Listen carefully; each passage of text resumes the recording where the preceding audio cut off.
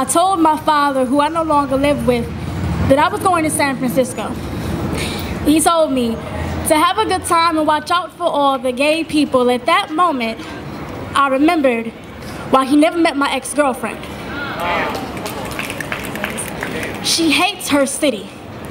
Every 4 blocks reminds her of 4 walls she can never return to, resemble 4 hands waiting to rip her heart from her chest. They wanted bloody and pulsing because the beat of it never matched that of the drum they wanted her to march to. She always had too much swag in her step for that.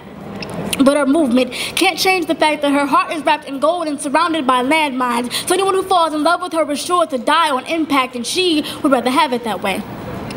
That LGBT print on her back is a target that ignorance has been aiming at daily. She is tired of covering it in oversized tees and beaters underneath, men's brand name jeans, the box underneath, the fresh pair of Jordans every day of the week underneath the ashtray she has chosen to differently embrace. She is tired of masquerading her desires for you. She is a stud.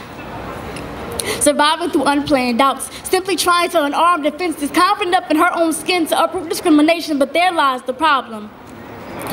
Ignorance can't make U-turns in circles of closed minds, so she is like begging for acceptance over time, pleading with people like you, who can't see the world past your own shoes, refuse to take a step in hers, begging for acceptance from hypocrites, who cringe at the words nigga and spick, but let dyke roll off the tongue so easily like poison-filled saliva. You are doing nothing more than spitting hatred on a flower who is not finished growing, whose stem is afraid of being uprooted every day.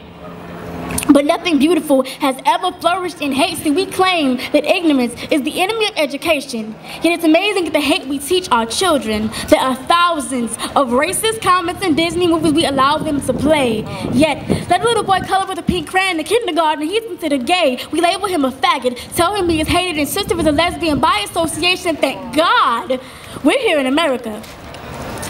And that America and other countries are so vastly different because like only in other places are women tortured for their decisions and sexuality.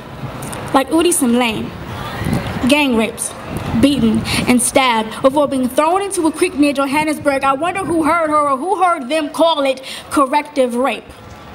Unwanted sex to cure her orientation. But it's like we hear that every day because around here, it just gets translated to, she just needs to sleep with the right man. One night with me, and she'll never think of women again. They tried to beat her straight and upright. As if the position of her posture made her backbone more feminine, they stabbed her 25 times in her legs, chest, and face. No matter how hard you try, you can't run from being straight. You must hate your breasts, and we'll slice them off for you and carve the words free from your lips, drown you in the tears that were shed for you in silence. This is purification, parameters with violence. Never forget that we are watching you. You are watching her.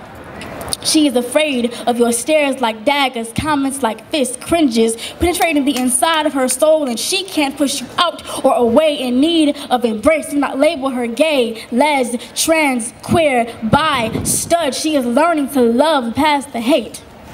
Every day is a chance to show that she is alive. Take hold of her heart and remove another landmine. Crystal Turner, Team Flint, Michigan.